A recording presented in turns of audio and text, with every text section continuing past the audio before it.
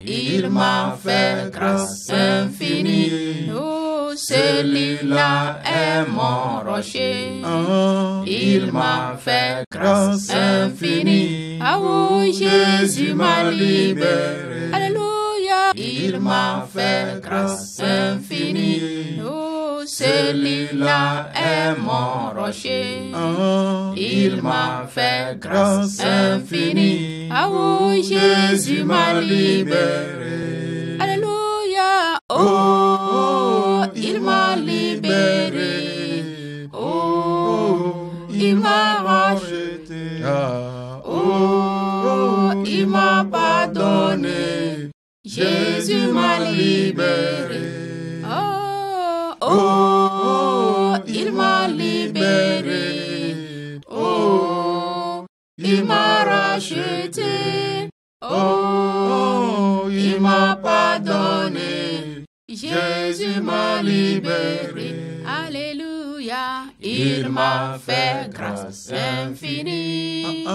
Celui-là est mon rocher. Il m'a fait grâce infinie. Oh, Jésus m'a libéré. Alléluia. Il m'a fait grâce infinie. Oh, celui-là est mon rocher. Il m'a fait grâce infinie. Oh, Jésus m'a libéré. Oh, il m'a racheté. Oh, il m'a pardonné. Jésus m'a libéré.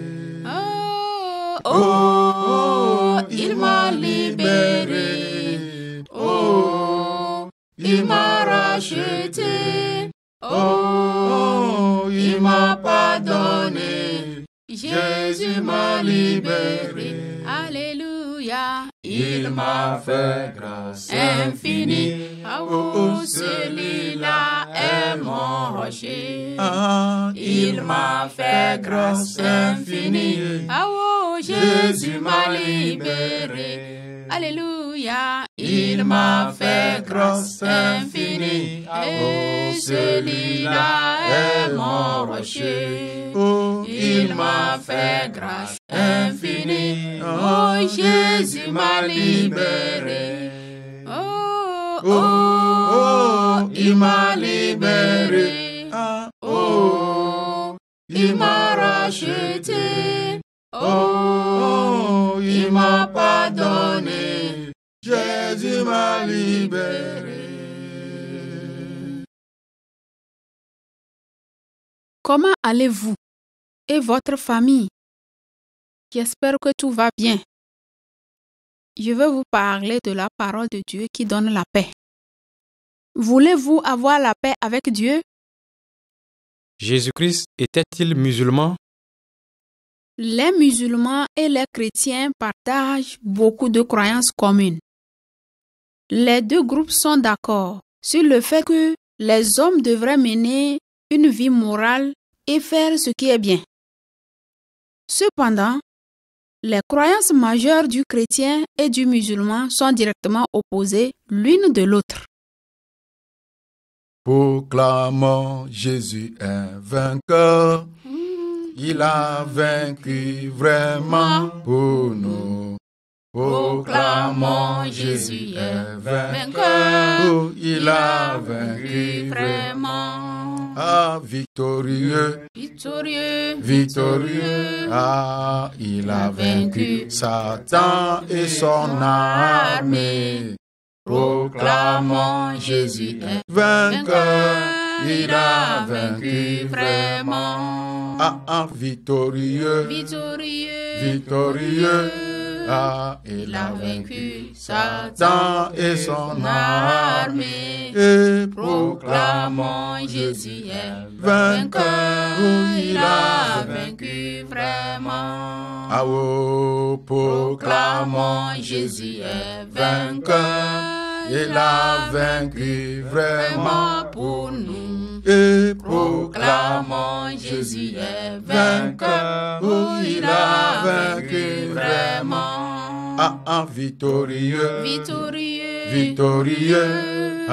il a vaincu Satan et son armée. Et proclamons Jésus est vainqueur. Oh, il a vaincu vraiment. Oh, victorieux, victorieux, victorieux. Il a vaincu Satan et son armée. Et proclamons Jésus est vainqueur. Il a vaincu vraiment. Victorieux, victorieux, victorieux. Il a vaincu Satan et son armée. Et proclamons Jésus est vainqueur. Il a vaincu vraiment. Jésus est-il mort sur la croix? La croyance chrétienne majeure est que Jésus est mort sur la croix et qu'il est ressuscité des morts. Mahomet dit plutôt que Jésus n'est jamais mort.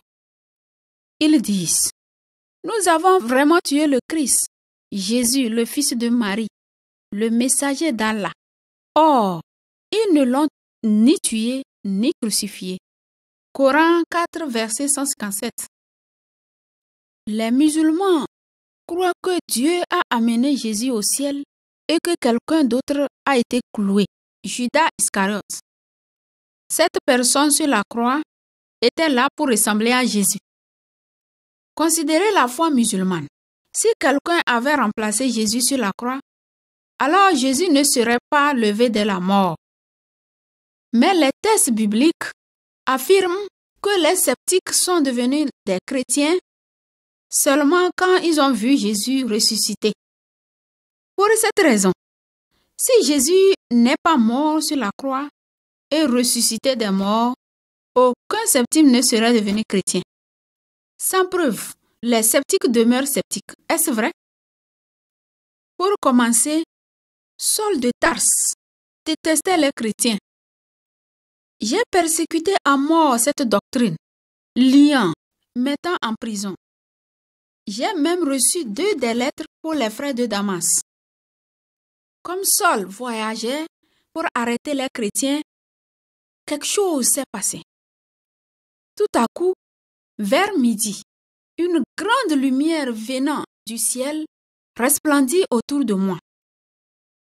Saul, Saul, pourquoi me persécutes-tu? Qui es-tu, Seigneur? J'ai demandé. Je suis Jésus de Nazareth. Acte 22, versets 4 à 8. Par conséquent, Saul est devenu l'apôtre Paul, qui a travaillé pour répandre la foi en Christ à travers l'Empire romain. L'histoire de Paul est-elle vraie? Luc a rapporté le récit des voyages de Paul dans le livre des Actes. Imaginez-vous allant dans une ville avec Paul et enregistrant des détails uniques tels que leur système juridique, la langue, les titres des souverains locaux, etc. Et quand vous allez à la ville suivante, les détails uniques sont encore notés pour ces gens. Le dossier de Luc est-il vrai ou fictif? Dans les dernières 150 années, les détails en rapport avec les voyages de Paul ont été trouvés, tels que des anciens papyrus, les tombes et d'autres objets. Les savants ont étudié la preuve pour conclure que les écrits de Luc sont exacts. Luc et Paul devraient être présents pour fournir de tels détails uniques. Voici pourquoi la preuve est digne de foi. Le savant classique, Dr. Colin Hyman, montre que 162 des 165 éléments correspondent avec les tests dans les actes et les découvertes archéologiques. Si le livre des actes est un mythe, alors nous nous attendrions à ne trouver aucune corrélation entre les fossiles et ce que Luc a écrit, puisque la parallèle est si claire. La probabilité pour que ce soit un mythe est de 2 sur 10%. Le témoignage de Saul en tant que sceptique, persécuteur devenu chrétien, semble vrai. Il faut très peu de foi pour croire les détails dans le livre des Actes. Qui pourra condamner ceux qui sont délivrés et qui marchent dans la sainteté? Qui pourra condamner ceux qui sont délivrés et qui marchent dans la sainteté? Oh, louange, louange, louange à Jésus notre roi. Qui pourra condamner ceux qui sont délivrés et qui marchent dans la sainteté? Oh, qui pourra condamner ceux qui sont délivrés et qui marchent dans la sainteté? Louange, louange à Jésus notre roi. Qui pourra condamner ceux qui sont délivrés et qui marchent dans la sainteté? Ah oh, qui pourra condamner ceux qui sont délivrés et qui marchent dans la sainteté? Aïe, louange, louange, louange à Jésus notre roi. Qui pourra condamner ceux qui sont délivrés et qui marchent dans la sainteté? Aïe, louange, louange, louange à Jésus notre roi. Qui pourra condamner ceux qui sont délivrés et qui marchent dans la sainteté? Oh, qui pourra condamner ceux qui sont délivrés et qui marchent dans la sainteté? Ah oh, louange, louange, louange à Jésus notre roi. Qui pourra condamner ceux qui sont délivrés et qui marchent dans la sainteté? Jésus avait 4 frères, Jacques, Jude, Siméon et José, qui étaient des sceptiques. Après la mort et la résurrection de Jésus, ils l'ont accepté comme Messie. Est-ce vrai? Les savants modernes utilisent des appréciations logiques pour arriver à des conclusions réalistes au sujet des personnages anciens. Prenons Jacques, le frère de Jésus. La logique de l'attestation indépendante exige qu'il y ait des auteurs uniques ayant écrit sur Jacques. Depuis Joséphus, un non-chrétien, 6 auteurs bibliques, l'osieur de Jacques, identifie Jacques. Ce qu'on a dit de Jacques est vrai. Le fossile numéro 1, publié en 2002, présente Jacques, le fils de Joseph, le frère de Jésus.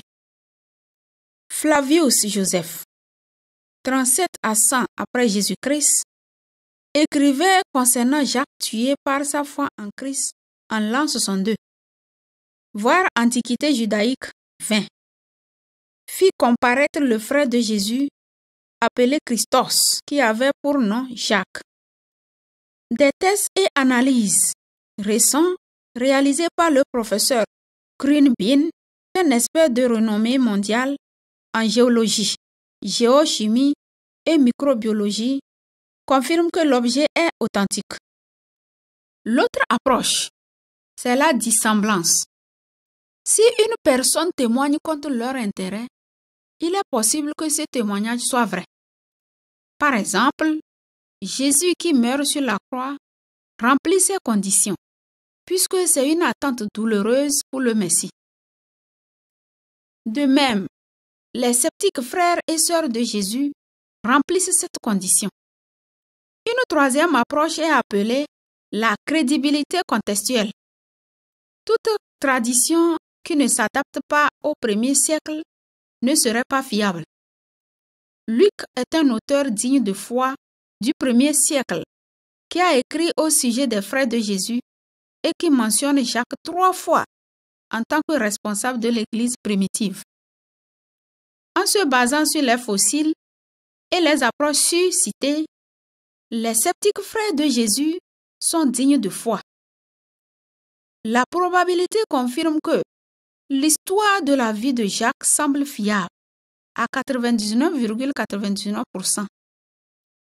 Jude est digne de foi à 99,7%.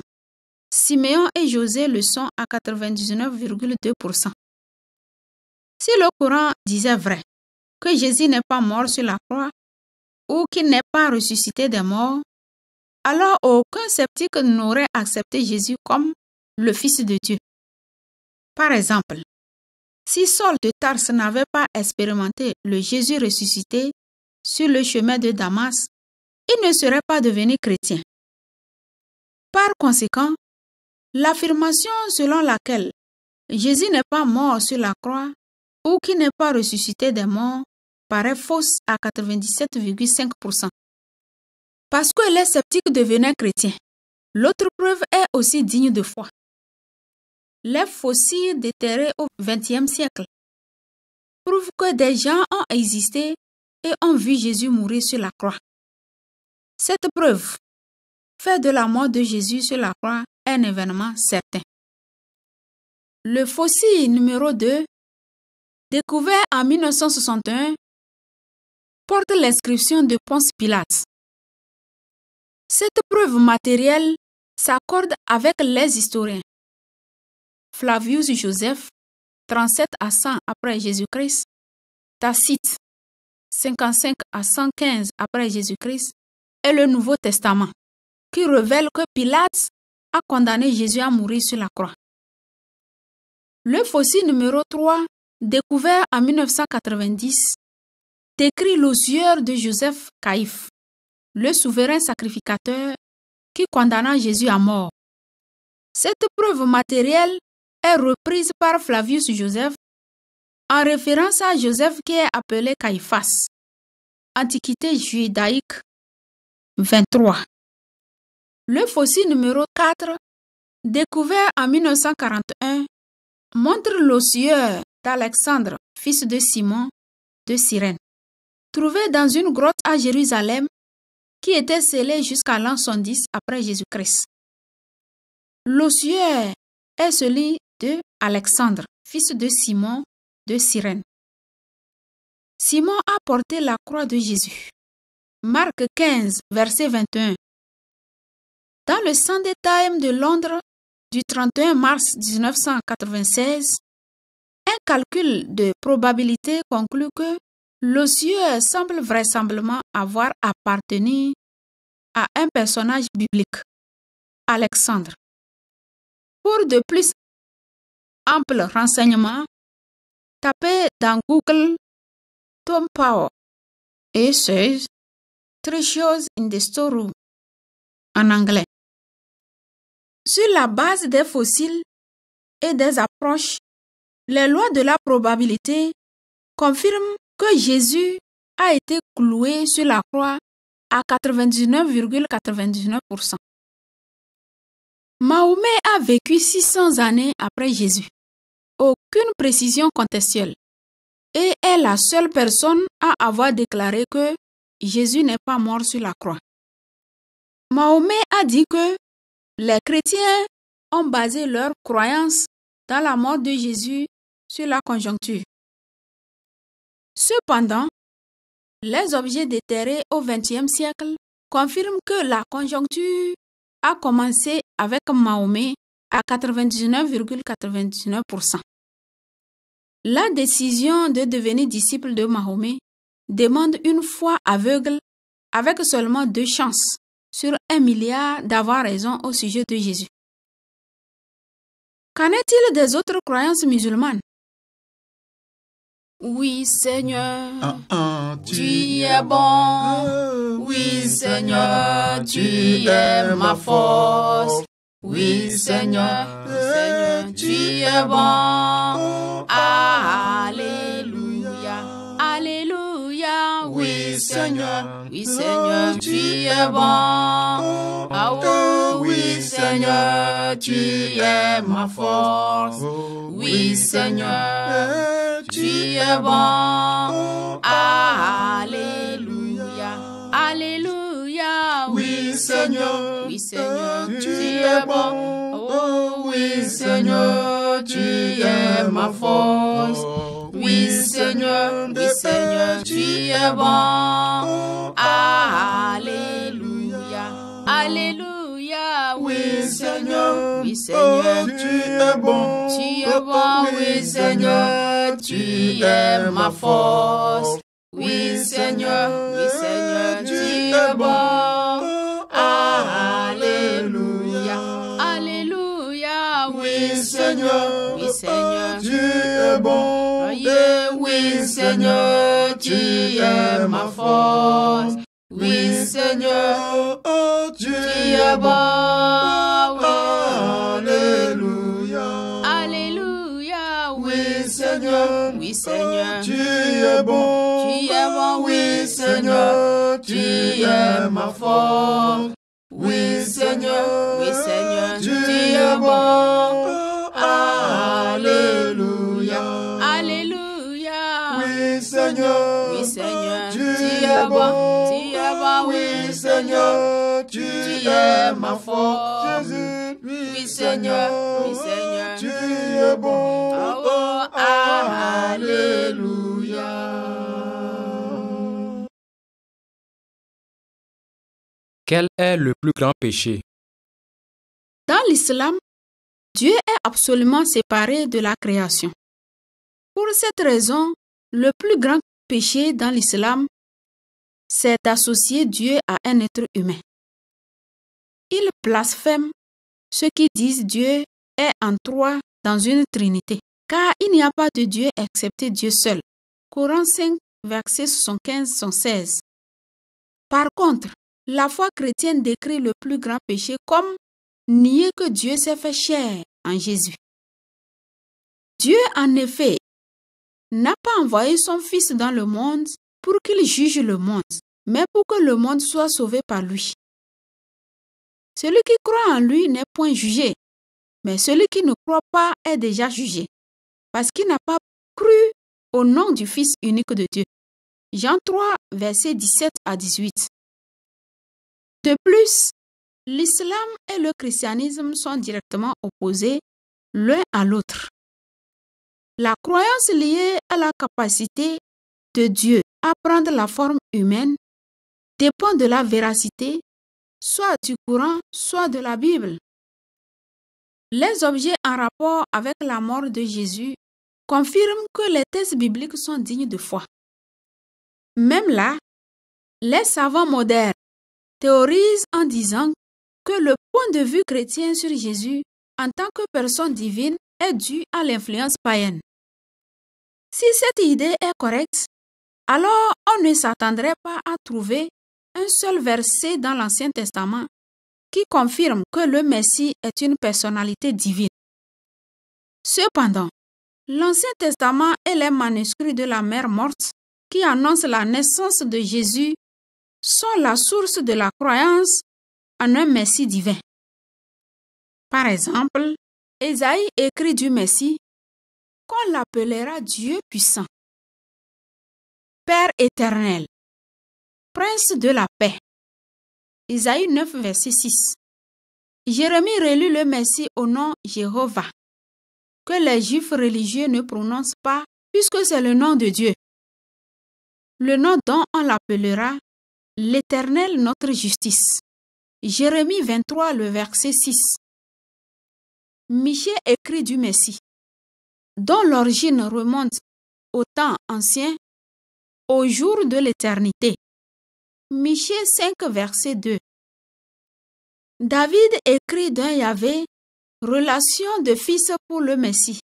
L'Éternel, oint, tu es mon fils, je t'ai engendré aujourd'hui. Psaume 2, versets 2 à 7. Même les premiers auteurs chrétiens, Paul et Marc, ont dit de Jésus qu'il était Dieu fait homme, puisque aucun verset de l'Ancien Testament où Marc et Paul ne parlant pas d'un Messie divin n'existe. La théorie ci-dessus semble fausse à 99,99%. L'Éternel est bon, l'Éternel est bon.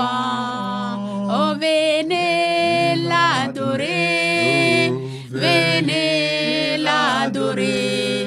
Oh, laissez-le mentionner. mensonges et venez à lui. Oh, l'Éternel est bon, l'Éternel est bon. Oh, venez l'adorer, venez l'adorer.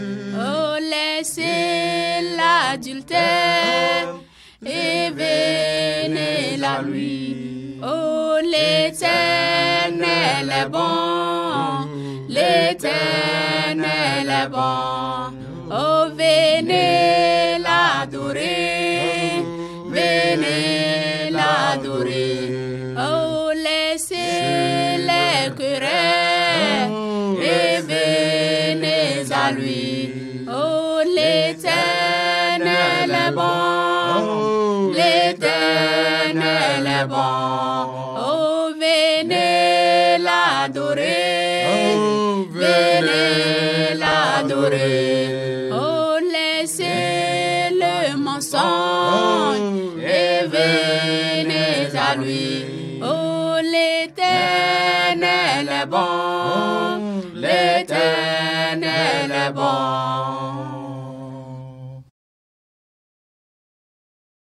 Les hommes peuvent-ils connaître Dieu d'une manière personnelle? Les musulmans croient que Dieu est absolument à l'écart de la création. Pour cela, Dieu ne parle pas directement aux êtres humains ou ne peut avoir de relation avec eux. Mahomet a affirmé ne recevoir de message que de l'ange Gabriel, le messager d'Allah. Donc, l'islam enseigne que les êtres humains ne peuvent pas avoir de relation personnelle avec Dieu. Par contre, la Bible enseigne que les chrétiens peuvent avoir une relation profonde, personnelle avec Dieu. Paul a écrit aux chrétiens: « L'Esprit de Dieu vit en vous. » Romains 8, verset 9.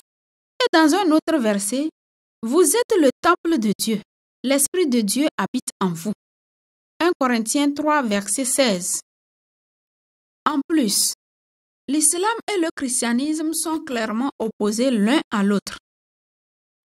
Sont-ils diamétralement opposés à cause des sources spirituelles différentes? Il est certain que Mahomet a reçu une direction spirituelle. Mais le conseil que Mahomet a reçu venait d'un esprit qui venait et partait, selon ce que dit le témoin oculaire suivant. Aïcha, la femme préférée de Mahomet, a déclaré: « Je l'ai vu, Mahomet, pendant que la révélation descendait sur lui, un jour où il faisait intensement froid. Alors l'esprit l'a laissé, alors que son front bouillonnait de vapeur de sueur. » L'expérience spirituelle de Mahomet est venue d'un être qui prétendait être l'ange Gabriel. C'est cet esprit qui affirmait que Jésus n'est pas mort sur la croix, que Jésus n'est pas le Fils de Dieu et que les hommes ne pouvaient pas connaître Dieu personnellement. Maintenant, remarquez que Jésus a comparé Jean-Baptiste aux chrétiens. Je vous le dis en vérité, parmi ceux qui sont nés de femmes, il n'en est point paru de plus grand que Jean-Baptiste. Cependant, le plus petit dans le royaume des cieux est plus grand que lui. Matthieu 11, 11. Selon ce verset, les chrétiens qui reçoivent le Saint-Esprit sont plus grands que Jean-Baptiste, parce que l'Esprit de Dieu demeure avec eux. Comparé au contrôle sporadique qu'a connu Mahomet, et la présence de Dieu apporte l'amour, la joie, la paix, la patience, la bonté, la bénignité, la fidélité, la douceur, la tempérance. Galates chapitre 5, versets 22 à 23. Le verset ci-dessus promet la paix avec Dieu. J'ai expérimenté cela depuis plusieurs années. Vous aussi, vous le pouvez. Pour commencer cette marche personnelle avec Dieu, prenez du temps pour prier de tout votre cœur et votre esprit en utilisant ce verset pour vous guider. Si tu confesses de ta bouche le Seigneur Jésus et si tu crois dans ton cœur que Dieu l'a ressuscité des morts, tu seras sauvé. Romains 10, verset 9. Croyez en ces mots de tout votre cœur et votre esprit et demandez au Seigneur Jésus d'entrer dans votre vie. Si nous confessons nos péchés, il est fidèle et juste pour nous les pardonner et pour nous purifier de toute iniquité. 1 Jean 1, 9. Prière pour devenir chrétien. Veuillez nous contacter pour des conseils pour votre croissance dans la vie chrétienne. Seigneur Jésus, j'ai besoin de toi. Merci d'être mort sur la croix pour mes péchés. J'ouvre la porte de ma vie et je t'accepte comme mon sauveur et mon Seigneur. Merci pour le pardon de mes péchés et pour la vie éternelle que tu me donnes. Prends la direction de ma vie et fais de moi la personne que tu désires que je sois. Amen.